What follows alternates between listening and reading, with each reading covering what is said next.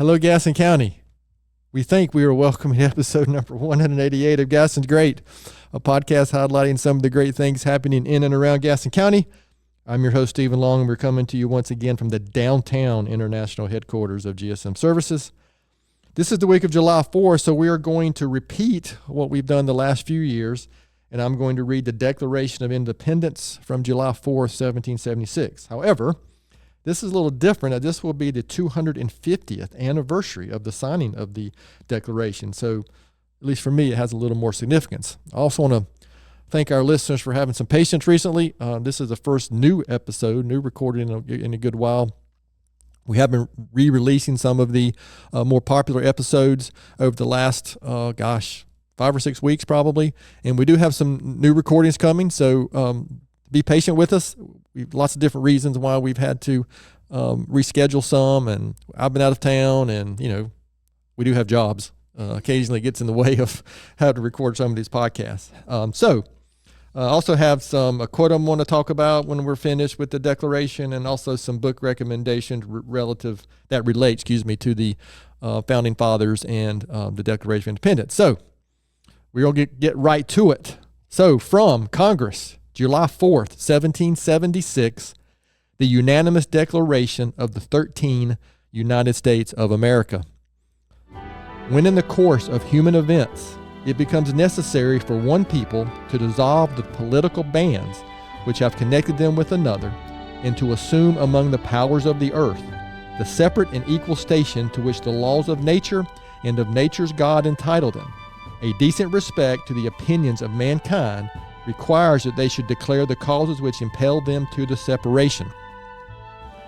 We hold these truths to be self-evident, that all men are created equal, that they are endowed by their Creator with certain unalienable rights, that among these are life, liberty, and the pursuit of happiness, that to secure these rights, governments are instituted among men, deriving their just powers from the consent of the governed, that whenever any form of government becomes destructive of these ends, it is the right of the people to alter or to abolish it, and to institute new government, laying its foundation on such principles and organizing its powers in such form as to them shall seem most likely to affect their safety and happiness.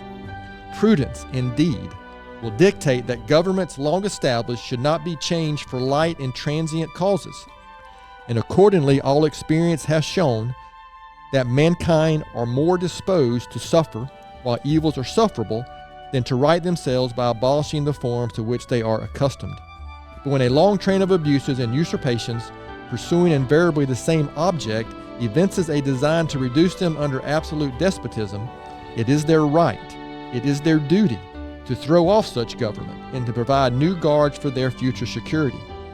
Such has been the patient sufferance of these colonies, and such is now the necessity which constrains them to alter their former systems of government. The history of the present King of Great Britain is a history of repeated injuries and usurpations, all having in direct object the establishment of an absolute tyranny over these states. To prove this, let facts be submitted to a candid world. He has refused to assent to laws, the most wholesome and necessary for the public good. He has forbidden his governors to pass laws of immediate and pressing importance, unless suspended in their operation till his assent should be obtained. And when so suspended, he has utterly neglected to attend to them. He has refused to pass other laws for the accommodation of large districts of people, unless those people would relinquish the right of representation in the legislature, a right inestimable to them and formidable to tyrants only. He has called together legislative bodies at places unusual, uncomfortable, and distant from the depository of their public records for the sole purpose of fatiguing them into compliance with his measures. He has dissolved representative houses repeatedly for opposing with manly firmness his invasions on the rights of the people. He has refused for a long time, after such dissolutions, to cause others to be elected, whereby the legislative powers, incapable of annihilation, have returned to the people at large for their exercise. The state remaining in the meantime exposed to all the dangers of invasion from without and convulsions within. He has endeavored to prevent the population of these states, for that purpose obstructing the laws of naturalization of foreigners, refusing to pass others to encourage their migrations hither and raising the conditions of new appropriations of lands. He has obstructed the administration of justice by refusing his assent to laws for establishing judiciary powers. He has made judges dependent on his will alone for the tenure of their offices and the amount and payment of their salaries. He has erected a multitude of new offices and sent hither swarms of officers to harass our people and eat out their substance. He has kept among us in times of peace standing armies without the consent of our legislatures. He has affected to render the military independent of and superior to the civil power. He has combined with others to subject us to a jurisdiction foreign to our Constitution and unacknowledged by our laws, giving his assent to their acts of pretended legislation. For quartering large bodies of armed troops among us. For protecting them by a mock trial from punishment for any murders which they should commit on the inhabitants of these states. For cutting off our trade with all parts of the world. For imposing taxes on us without our consent, for depriving us in many cases of the benefits of trial by jury, for transporting us beyond seas to be tried for pretended offenses, for abolishing the free system of English laws in a neighboring province, establishing therein an arbitrary government and enlarging its boundaries so as to render it at once an example and fit instrument for introducing the same absolute rule into these colonies. For taking away our charters, abolishing our most valuable laws, and altering fundamentally the forms of our governments. For suspending our own legislatures and declaring themselves invested with power to legislate for us in all cases whatsoever. He has abdicated government here by declaring us out of his protection and waging war against us. He has plundered our seas, ravaged our coasts, burnt our towns, and destroyed the lives of our people.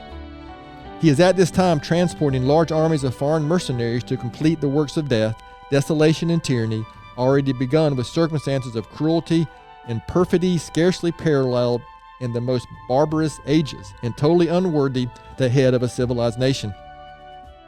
He has constrained our fellow citizens, taken captive on the high seas to bear arms against their country, to become the executioners of their friends and brethren, or to fall themselves by their hands.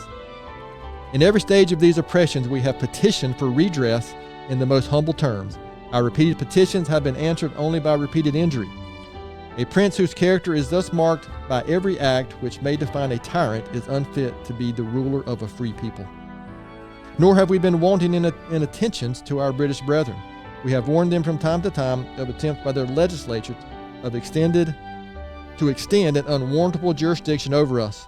We have reminded them of the circumstances of our immigration and settlement here.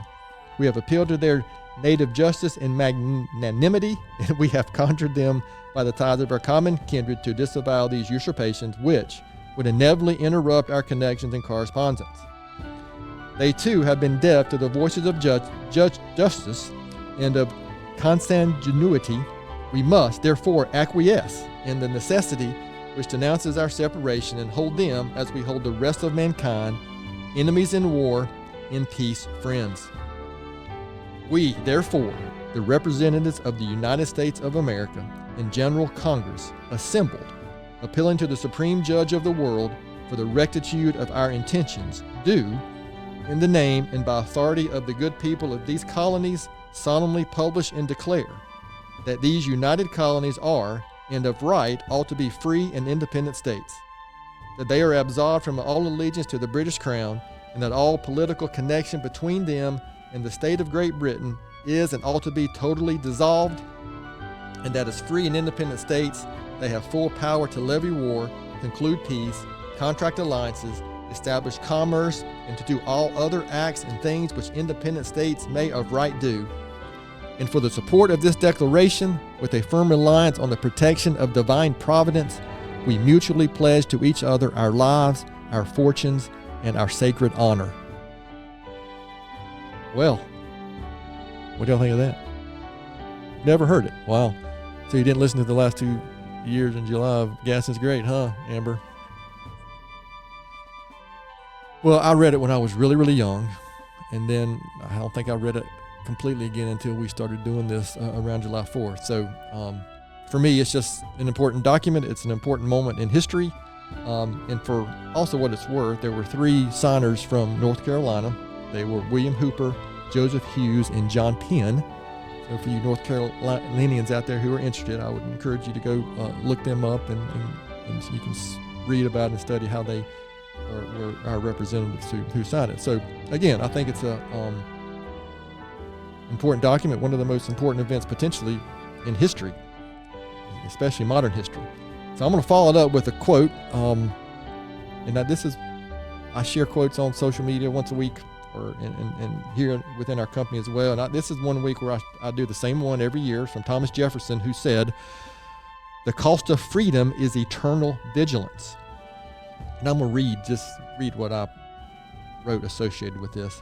"I believe one of the greatest events in history occurred almost 250 years ago, as of the writing of this, when the Declaration of Independence was signed on July 4, 1776. I say this because this great American experiment has turned out to produce the greatest country in history.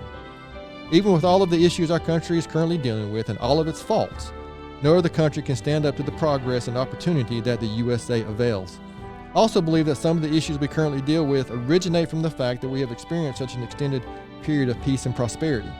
Yes, we have fought wars, but none on our own soil since the Civil War. Human nature lends us as a culture to find things wrong during such a prosperous period of time. Because of this quote from Thomas Jefferson continues to be extremely important. Maintaining our freedoms over the long term does require a great level of vigilance." Yeah, there's no guarantee that this is going to continue. I happened to listen to a podcast just this morning, actually, talking about George Washington, and it was interesting. They were talking about what would the Founding Fathers say today if they showed up.